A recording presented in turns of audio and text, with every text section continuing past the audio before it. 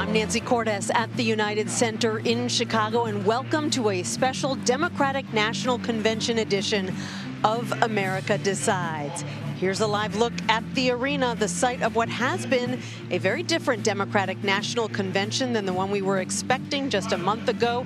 Over the last several weeks, American politics has been turned on its head. Just a month ago, President Biden dropped out of the race for the White House and threw his support behind Vice President Harris to take on former President Donald Trump. And that brings us to this moment, night 4. Tonight, a unified Democratic Party will come together as Vice President Kamala Harris formally accepts the Democratic nomination for president, making history as the first woman of color to lead a major political party's ticket. So it's a big night. We saw people filing in earlier than usual to take their seats in anticipation of the big event. And CBS News senior White House correspondent Weijia Jiang is down near the stage. And Weijia, when I look in your direction, all I see tonight is a sea of white. Why is that? Nancy, the color of white really pays tribute to the suffragettes who fought for the women's right to vote. And tonight, 104 years after women were afforded that right with the 19th Amendment, it is also celebrating a potential new chapter for women, and already history-making moment for the vice president, who, of course, is the first Black and South Asian woman to become the presidential nominee of any major party. And so we have seen this in the past. It really is a tribute that Harris herself actually has participated in.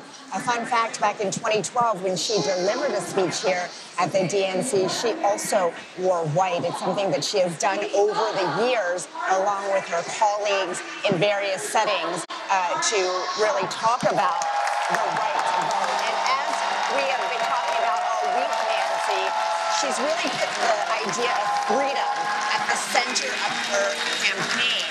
And tonight's theme is for the future. And so she will likely tie the history of voting rights to her vision for the future, Nancy. And right now we see Marcia Fudge taking the stage, HUD director for the President of the United States. And as I've been looking at the list of speakers for tonight, Weijia, I've been noticing a lot of people from battleground states. You've got Congresswoman Lucy McBath of Georgia, Gabby Giffords and Mark Kelly of Arizona, Governor Whitmer of Michigan, Governor Roy Cooper of North Carolina. If you want to make it onto the list for the big night, night 4, it certainly helps to be from a battleground state. And Nancy, as you listed off those names were also part of another list, which was curated in large part by you and, of course, our politics team, because many of those names were on her list as potential running mates for the very reason that you just outlined, because of the importance of battleground states. Ironically, she actually went with, of course, Governor Tim Walz of Minnesota, which is reliably Democratic, but still, the people that she had been talking to were many Democratic governors of those states to stress how important the vote is there. And so you're absolutely right that, this is a prime time night to participate in the DNC. And that is the reason, because they're able to talk to voters in their state. They're able to talk to perhaps more moderate voters to try to convince them that the vice president can soldier on for them, even though she doesn't come from a battleground state herself. Weijia, this arena has been abuzz with rumors about who might be appearing here tonight that is not on the list. We've had some surprise appearances all week long, and people assume, rightly or wrongly, that the biggest surprise must be saved for tonight. And a Harris campaign official actually stoked the buzz when she posted an image of a bee for Beyonce. A couple of hours ago, she later said that her 6-year-old had gotten a hold of her phone, but that has not stopped these rampant rumors that Beyonce or Taylor Swift or somebody big who's not on the list might be making an appearance. Can you put any of those rumors to rest? I can't confirm or deny those rumors, Nancy, because we just don't know. Oprah last night was a huge surprise, and that was by design because they really wanted to energize the crowd here. As far as that coincidence, I mean, it's pretty remarkable timing for a 6-year-old to post that.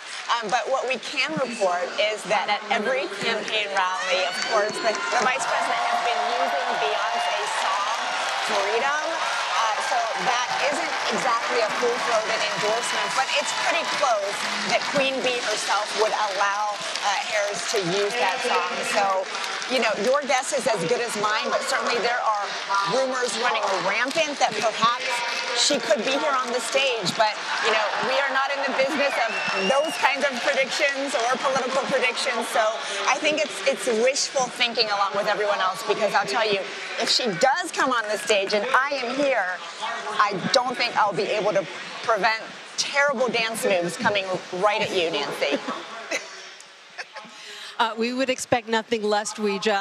I've been assured by a convention official that there are no big surprises tonight, but maybe they're just trying to surprise us about the surprises. Either way, thank you so much for your insights. We'll talk to you in a little bit. Let's bring in now CBS News Executive Director of Elections and Surveys, Anthony Salvanto. Anthony, you have been tracking how much of a bump candidates typically get from conventions. What can you tell us? Hey there, Nancy. Yeah, look, it's never too soon to start thinking about what might be the political impact of this. The first thing I want to say, and it also sets up the state of the contest coming into tonight, is that with Harris at +3 in our national polling over Donald Trump, that already represents something of, in fact, a very specific move, because Joe Biden was down 5 points before he stepped aside. So that's from -5 to +3. The other context of this, though, notwithstanding the Democratic move, is that Donald Trump is still polling closer to his Democratic opponent than he was at this point in 2020.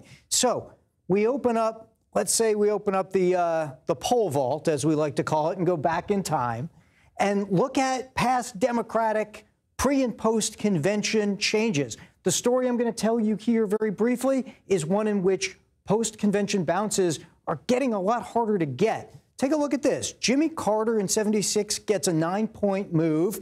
He still goes on to lose, though, gets a 10.1, goes on to win there, but loses in 1980 when he got a 10-point bounce, loses in 80, despite that big bounce. Mondale doesn't get a big one, but there wasn't a lot of room to move there because Ronald Reagan was so dominant. And just go through these. The ones that stand out here, Clinton, 92, a 13-point move. That was very famously a very successful convention for him. But what you see here, even with Gore, 10 points, and then he went on and lost as well in a close one. Look, all of this means that you see some double-digit moves here before the turn of the 21st century. But then I'm going to show you this, Nancy, and this is Carrier 4, Obama 08, 3 points. Obama 12, 5 points. Clinton in 16, 4 points. Not doing 2020 because there wasn't a convention like this one, of course, during the pandemic. The point here is that these numbers are a lot smaller than the ones I showed you from earlier on, from before the 21st century. This is a partisan story, Nancy. With partisans so locked in, it may be getting harder to get those kinds of swings after a convention. So just for example, take a look at this. 98% of Democrats are already for Harris. 94% of Republicans are already for Donald Trump, right? Not a lot of room to maneuver there. Back in the days I was describing, twice as many, more than twice as many of the other party would cross over. That gives you some of that elasticity that enables things to move. So look, we do not know what is going to happen out of this. The historical context says it's getting harder to get a big move.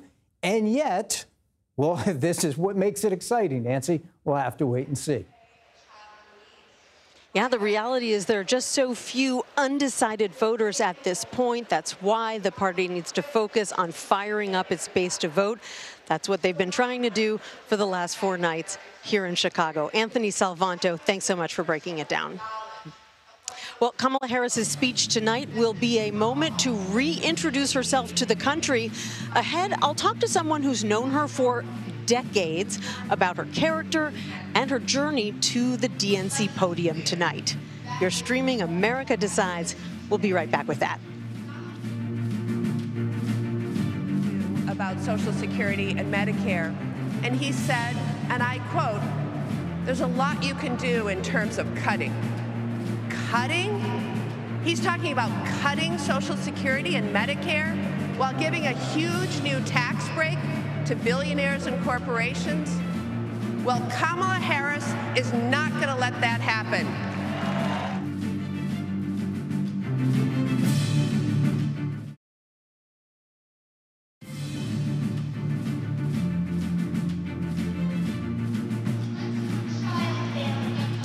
Welcome back to our special coverage of the Democratic National Convention. Vice President Harris is going to be speaking in a few hours. She was born and raised in Northern California, but she moved to Montreal as a teen. That's something that not a lot of people know. And it was there that she met a friend who set her on a path to becoming a prosecutor. And we are with that friend now. Her name is Wanda Kagan. She has known Harris since she was 14 years old. Tell us what Kamala Harris, the teenager, was like. Well, thanks for having me. Kamala Harris, the teenager, is kind of a little bit about what people see now. She's always been an empathetic and very, very supportive person. She fights for what she believes in. Most people don't know, but we're close friends because she took me in. I was being molested and abused at home, and right away, she's not someone who just says something, she does something, and she said, you know, come and live with us. And her mom and her sister, they took me in and right away, and they gave me that sense of stability and everything, setting me on a path to like a career in the healthcare industry. And she's not only did she step in at a pivotal time in your life, but she says that you changed her life because your experience inspired her to become a prosecutor. Yeah, that was an extremely, extremely emotional moment when I had been trying to reconnect with her to thank her for intervening at a pivotal point in my life. And she's thanking me for setting her on a path to going into being a prosecutor and fighting for women and children's rights because of what she went through with me. So it's very emotional, touching. And I just watched some of your story up on that big screen behind us a few minutes ago because you're one of the many friends and family members helping to tell her story to the public now that she is the nominee. Could you ever have imagined that she would be in this position and that you would be in this position? Well, nobody ever imagines their best friend to end up becoming the president, but I would say I'm not really surprised. She was always a fighter, and not just like for when she was fighting for my rights, not just taking me in, but literally fighting for what my rights as a woman and my own body. But she, like in high school, she fought for over 40 years ago for women not to have to go to prom with a date, you know, because back then that was not even acceptable. If you didn't have a date, you didn't go. And she was like, no, we're just going to all go together because there was girls crying. They didn't have a date. What are we going to do? And so we just went, a group of girls over 40 years ago to prom together, you know, yeah. And a lot of girls are still doing that today. Yes, she set that tone years back. How do you feel as a friend tonight? Is it nerve-wracking to know that she's going to have to get up there on stage, give the speech of her life, introduce herself once again to the American public after a week in which we've heard from Barack Obama, Michelle Obama, Bill Clinton, Tim Walz, and on and on? She's going to rise and shine to the occasion, and I'm just so overwhelmed with joy, and I'm so proud of her, and I'm so proud to be a part of it, and to share my story and our story with the world, to know the type of person that she is, and I can't wait until she introduces herself to the world. Well, you've now known her for 3/4 of your life. Yes. So thank you so much for sharing that part of her life with us. I really appreciate it and enjoy the night tonight. Thank you so much. Wanda Kagan, really appreciate it. Coming up now, next, more from the convention floor as excitement builds as we await Kamala Harris's big speech. You're streaming America Decides on night 4 of the Democratic National Convention. Stick around.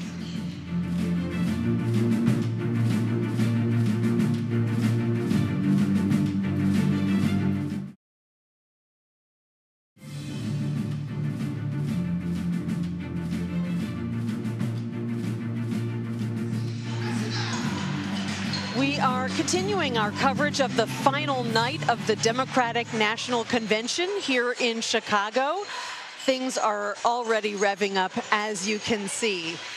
Lots to talk about, so let's bring in our political panel, Kadia Goba and Jasmine Wright. Kadia is a politics reporter for Semaphore. Jasmine is a politics reporter for Notice. And Jasmine, you are right down there in the middle of it all. What's going on? Listen, Michael Jackson is playing. The crowd is dancing. I can hear people really shaking it behind me. They're really pumped up for this speech, something that has really been a quick movement, obviously only 4 weeks since Harris went on top of the ticket, but they're excited to see their new Democratic nominee. And I think really hear about her vision for America, something that I know that aides for the vice president say that she is going to really expand upon for her speech. Kadia, as we look at women jumping up and down because they're so excited by what they're seeing on the stage tonight on night 4. We've talked so much about what Harris needs to do tonight and what she plans to do tonight. But you've been talking to Democrats attending this convention about what they want to hear from her. What are they telling you? Yeah, it's pretty interesting because it's a mix. When I talk to a lot of black women, they say, well, we want her to be herself. We want her to show her confidence that we know she has and really project that. And they feel like as vice president, you know, she kind of didn't have that opportunity. They want to see that front and center. But then when I speak to people in rural Nebraska, they are elated that, you know, their state and their area has such a prominent, or especially yesterday, had such a prominent, you know, voice on the stage. And they said, they told me, you know, frankly, Democrats, they felt, kind of ignored them and really focused on the coastal states. So they are really elated. They feel like, you know, the same issues that coastal states have, they also are going through with housing and healthcare, and they'd like to see that they're front and center. When you have spoken to black women, have they talked to you at all about how or if they want her to talk about race tonight, especially after Donald Trump made a point of saying that she had somehow turned black recently or had ignored that part of her heritage when that is obviously not the case? You know, when I speak to most black women, they say she doesn't have to discuss that. She's front and center. You see her as a woman of color. It's not even relevant if she addresses them. And I remember doing some reporting and talking to members on the Hill who said, we have her back. We'll do that for her. But they don't feel she needs to do that. It's pretty obvious who she is. That's interesting. You know, Jasmine, it's such a tall order because here you have the vice president speaking on night 4. People have already listened to dozens of speeches, people firing up the crowd like we're watching them be fired up right now. You heard really masterfully delivered speeches from Michelle Obama and Barack Obama and Bill Clinton and even her own running mate, Tim Walz. How high a bar does she have to get over tonight, especially when you've had multiple speakers saying that she has this incredible joy that she is going to convey to the American people tonight? Yeah, well, I think the bar is sky high, and I actually think that this is something that the vice president knows. I was talking to somebody very close with her just about 30 minutes ago, and they say that she knows, she understands just the amount of pressure that this moment commands from her, but they feel that she's ready to live up to it. Something that I reported on for today is just like kind of the meticulous preparation that she has gone through in getting this speech to where it needs. They worked on this speech weeks before the president said that he would not remain in the race. And instead of just throwing it away, they actually retooled it, saying to me that really the message remained the same. And it's really a meticulous process going back and making sure that they find the right messaging, because the vice president is somebody who recognizes just the amount of scrutiny that she is in, and that every word that she utters is really going to be picked apart, not just by Republicans, of course, but also by Democrats who are really looking to understand how she will govern. Maybe not the details, but the overarching broad strokes of how she would govern as president. So I think that that is what they recognize is the very high bar. Not necessarily that she has to be the best speech giver like Michelle Obama, like President Obama, but she has to be the most authentic version of herself. That is what people are hoping to see, as well as a real clear vision for the future, not just in contrast with the former president, but also just for the American people. And so I think that is what the bar is, Nancy. Jasmine, there have been literally dozens, if not hundreds, of speakers over the past 4 days, and yet we have not heard from a Palestinian American, which is something that the protesters outside of this arena have been calling for. Even the United Auto Workers today released a statement saying that they should allow a Palestinian American to speak on stage to talk about the conflict in the Middle East. What have you learned about why the campaign and organizers have decided not to let that happen? Yeah, well, I think that the fire is actually really on the campaign's feet to have tried to make this happen before the conclusion of these 4 days. Obviously, the vice president is somebody who a lot of folks thought was more empathetic to the Palestinian cause and the victims of the Israel-Gaza conflict than former President Biden. I think over the last 4 days, we saw a much smaller protesting foot at the DNC than I think was thought of when President Biden was still on the top of the ticket. But I think that they will have to answer questions going forward as to why they didn't make time in the schedule for a Palestinian American to explain or to tell America about the plight that they feel that their people are feeling. And I don't think that, obviously the conclusion is going to happen tonight, and it's going to be a rah-rah for Democrats, and they're going to be excited. They're going to understand that they're going into the next 70 or so days really feet to the floor, trying to make Vice President Harris President Harris. But of course, this issue is going to continue to follow them. And I think that they're going to find that they potentially have a problem by not letting a Palestinian American speak tonight, the last day of the DNC convention. What do you think, Kadia? Do you think that this is going to be a mistake that follows this campaign, particularly when it comes to progressive voters or younger voters who are disappointed? Or is all that going to get forgotten once this convention is over? No, I do think it's going to be an ongoing issue, not specifically whether Palestinian Americans were allowed on stage, but just the issue at hand. I think there's going to be a lot of pressure on the Vice President to make some substantial promises, probably, or just make a commitment out there. So, yeah, I think this is not going to end, and I think we'll keep seeing this within the next 80 days. Particularly as we head into the fall, and you've got students returning to campuses all around the country. Kadia Goba, Jasmine Wright, thank you so much for your insights this evening. I really appreciate it. CBS News senior White House and political correspondent and roving floor reporter Ed O'Keefe joins us now. Ed, which delegation do you find yourself in this evening? Nancy, we're going to camp out in California for the rest of the evening for a few reasons. One, it's mighty packed down here. We are beginning to feel like sardines a bit. But we've managed to secure a good spot here with our friends from the Golden State, who discovered at one point that there were imposters in their midst, people who had shown up early, who weren't in your delegation and had taken their seats. And so now the delegates are showing up. They're still sorting out exactly who should be sitting where. Because, look, it's a big night, and this is a pretty darn good seat. I am joined by Supervisor Holly, remind me your last name, forgive me. Holly Mitchell, L.A. County. Who covers, you've got Inglewood, you've got Compton, you've got a big chunk of the city. Coastal communities, 2 million residents. And you've been coming to these conventions since 1988, you said. 1988. I was a young staffer to a member of the California State Senate, and I used to come as a staff to help sort out seating, yes. So you've been there. How big a deal is tonight for someone like you, not only in elected office, but also from California, someone who's worked with the vice president, once was senator, once was attorney general? and frankly, as a black woman, to watch this happen? I almost don't have the words. It's absolutely amazing to hear them talk about her record around housing, having carried several of the housing bills in her package. You just have to imagine someone that you've had a working relationship with, who you've dined with. I was at her wedding reception, and the mere thought that she could be elected president of the United States is a bit overwhelming. It makes me deeply proud because it shows all of us that you can do the right thing, have courage, represent the least among us as an elected official, and still make it to the highest elected position in the land. That wedding reception was 10 years ago tonight, right? Tonight's their anniversary. All right, Supervisor, thank you so much.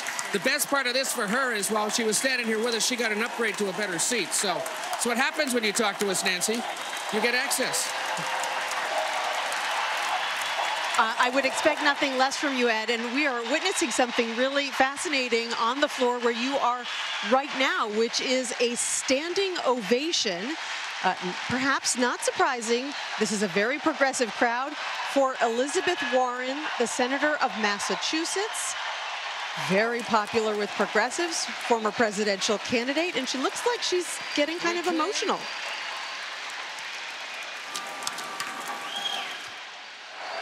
Let's listen in to what she has to say. You know what I love best about Kamala Harris? Kamala Harris can't be bought, and she can't be bossed around. Now, I first met Kamala in the aftermath of the 2008 financial crash.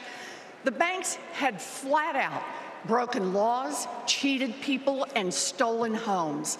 Millions of Americans had lost their jobs, their savings, their homes.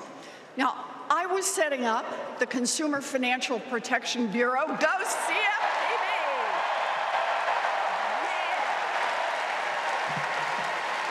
Kamala was protecting families as California's Attorney General.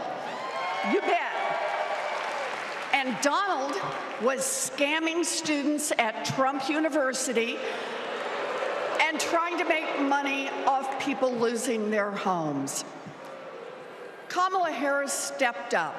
She enforced the law, she fought the giant banks, and she delivered billions of dollars of help for families.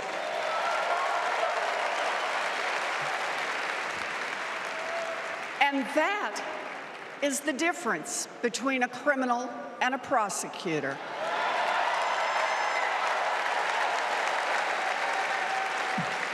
You know what else I love about Kamala? She gets it. We need to make life more affordable for working people. Yeah.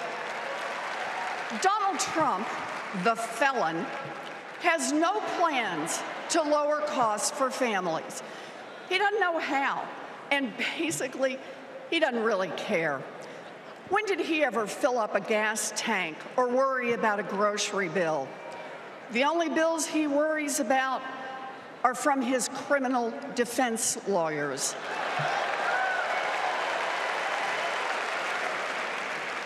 But Kamala, she cares deep down. And she will take on the giant corporations that are squeezing American families. In fact, it's something she's done before. During the California wildfires, she went after the price gougers. During the pandemic, we worked together in the Senate to stop price gouging. And as president, she will lower costs for your family.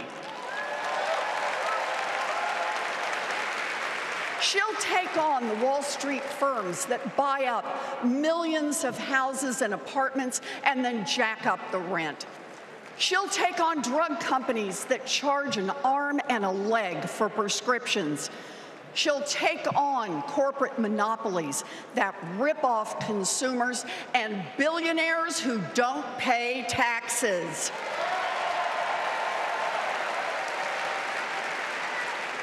And she'll take on right-wing extremists who think they should decide who has access to abortion or IVF, Kamala will protect abortion rights nationwide.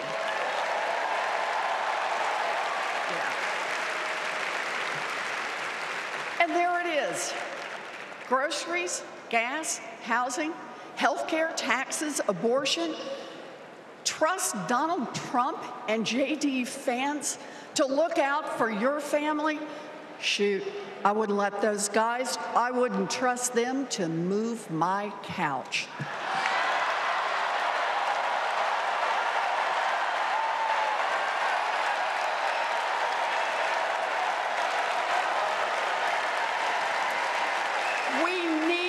Kamala Harris. This election is about your family and your future. I've seen Kamala Harris fight. I've seen her win. And when it comes to our families and our futures, Kamala Harris is someone we can trust. So here it is, with joy in our hearts. Let's elect Kamala Harris, the next President of the United States. A massive cheer for Senator Elizabeth Warren, the progressive senator from Massachusetts, a colleague of Kamala Harris, a one-time competitor with Kamala Harris for the nomination back in 2020, and now a fervent supporter. In just a few hours, Vice President Kamala Harris herself is going to close out the Democratic National Convention. Coming up, I'll speak with a senior spokesperson for the Harris campaign about the sky-high expectations for tonight's speech. You're streaming America Decides from night 4 of the Democratic National Convention. It's a raucous night. We'll be right back.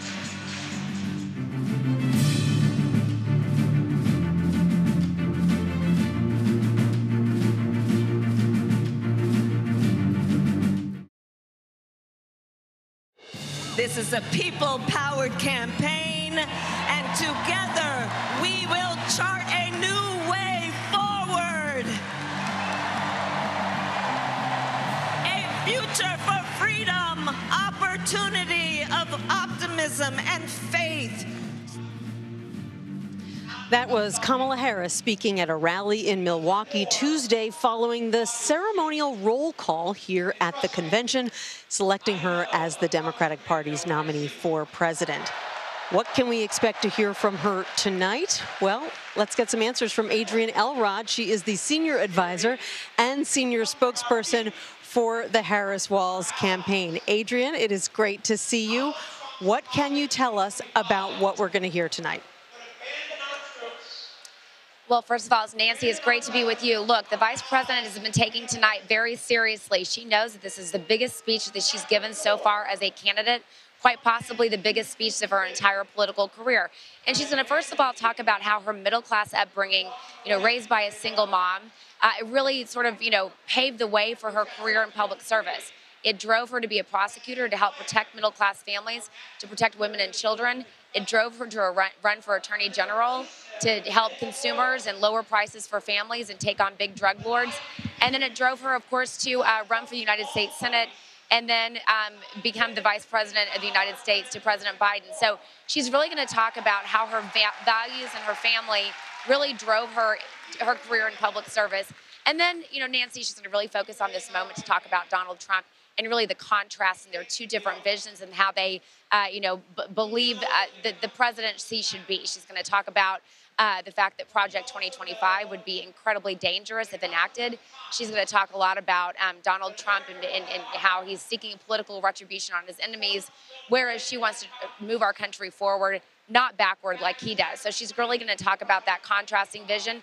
And at the end, she's going to really focus on the fact that she is an American patriot. She is in this for all the right reasons. She wants to move America forward, and she wants to make sure that she is a president for all Americans, no matter how they voted, no matter how they feel about her. She is a president for all, would be a president for all Americans, and she's in this for all the right reasons. So It's going to be a really important speech tonight, and as you can see by the electricity in this room, the packed house at 6:40 p.m. when she's not even speaking until a couple hours from now. People are really excited to see this happen in person, and I know, of course, millions of people are tuning in across America as well. Yeah, I was really surprised to see how quickly this arena filled up. But Adrian, as we are all so focused on what's happening here in Chicago, there is an unusual development unfolding in Arizona, where we're going to hear from the independent candidate RFK Jr. tomorrow.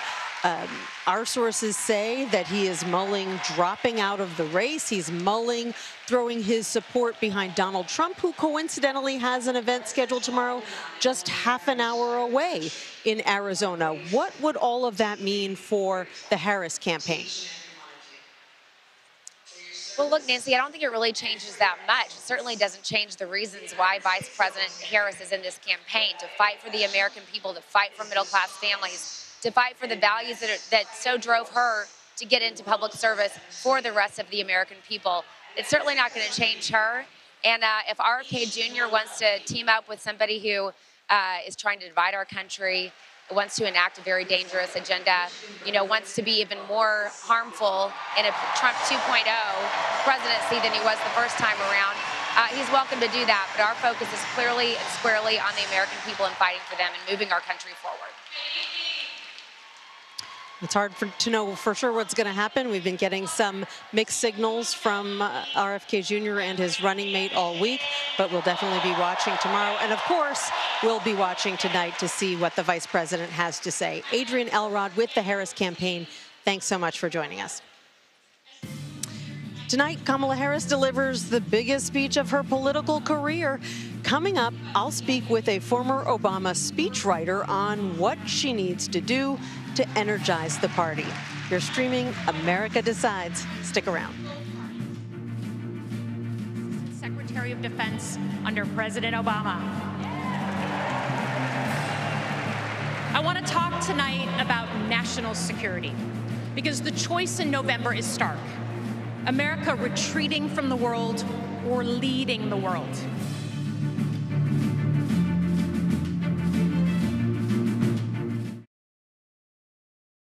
We pull each other up. We draw strength from our victories, and we learn from our mistakes. But we keep our eyes fixed on that distant horizon, knowing that Providence is with us, and that we are surely blessed to be citizens of the greatest nation on earth. That was then President Obama firing up the crowd while accepting his party's nomination for president 12 years ago in 2012. Earlier, I spoke to Jon Favreau, who previously served as White House Director of Speechwriting for President Obama. He's now a co-host of the political podcast, Pod Save America. Jon, thanks so much for being here. It's great to see you. Thanks for having me. So as a speechwriter, former speechwriter, current speechwriter from time to time, take us behind the curtain of what is going on right now, a few hours before Kamala Harris gives one of the biggest speeches of her life. What is that speechwriter going through? Well, I know who it is, so I know what he's going through. One of my friends from the Obama campaign was a speechwriter there named Adam Frankel. They are doing last-minute edits. I'm sure Kamala Harris is just sort of going through the speech with a fine-tooth comb, making sure that everything is right. They probably practiced once or twice.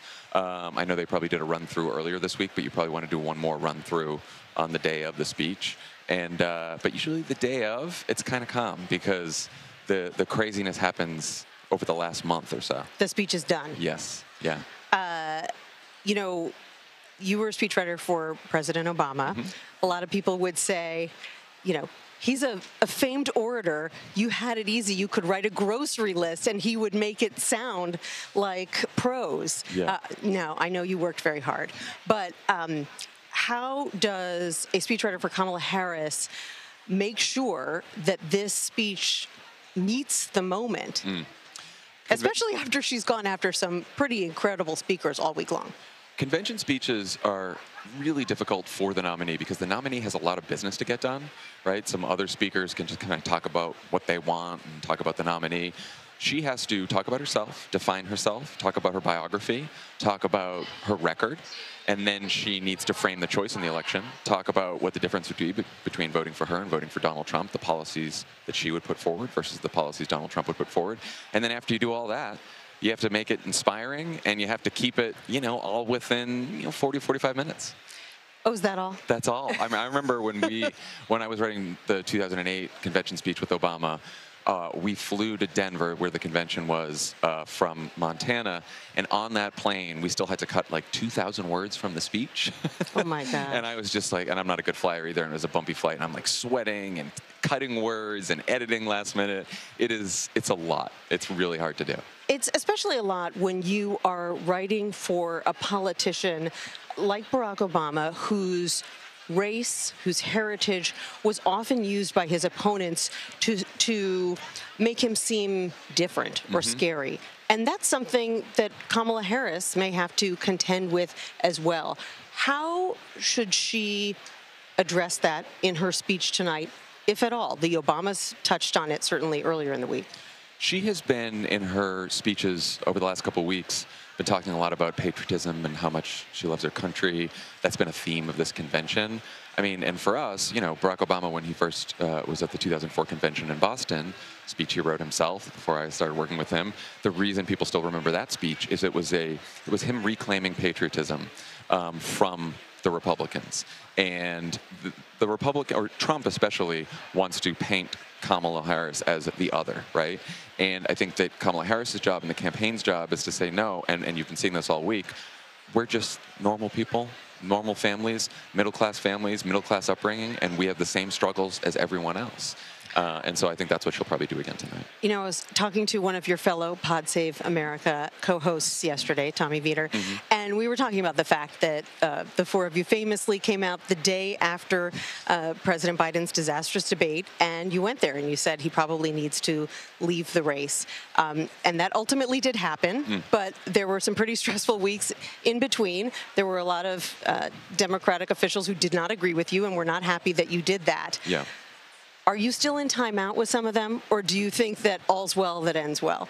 I hope not, but I mean, it was an easy decision to make because, I believe that Donald Trump represents an existential threat to our democracy, and therefore, the top priority is to beat Donald Trump. And I love Joe Biden. I think Joe Biden's been a great president, but what we saw at that debate is not someone who had the best chance of beating Donald Trump. So I think that has to come first. Joe Biden ultimately made the decision that has to come first. He made the selfless decision to step aside. But, if people wanted to criticize us for it, it didn't really bother me because I felt so strongly that the most important thing is to win this election. So it didn't bother me as much. And, I've talked to some of my friends on the Biden campaign, and, they get it now too. We're all going to be friends. The Harris campaign. Yeah, well, originally Biden staffers. And they all get it now, and we're all unified, and we're going towards November. But this is the problem with politics sometimes, is it gets very personal, but what's at stake here is so much more than anyone's personality, including Joe, or anyone's personal feelings, including Joe Biden. And so, and I think he recognized that, and the party recognized that, and that's why we're moving forward. So if you picked up the phone today and you called Jen O'Malley Dillon, she would answer your call? I may see Jen O'Malley Dillon tonight after the convention. I hope I do. I've talked to a lot of the Biden-Harris folks, throughout this week. So it's been great to see them. Tommy just interviewed Michael Tyler. Dan Pfeiffer interviewed Michael Tyler, who's the communications director of the campaign, and I believe we're interviewing Dan Cannon on Pod Save America today. So Democratic unity, that's right, is a real thing. That's right. Jon Favreau, Pod Save America, former speechwriter for President Obama. Thanks so much for joining me. Thanks for having me. And that does it for me for now. I'm going to see you in a bit with my colleague Nora O'Donnell and the rest of the CBS News team. You've been streaming America Decides. Stick around.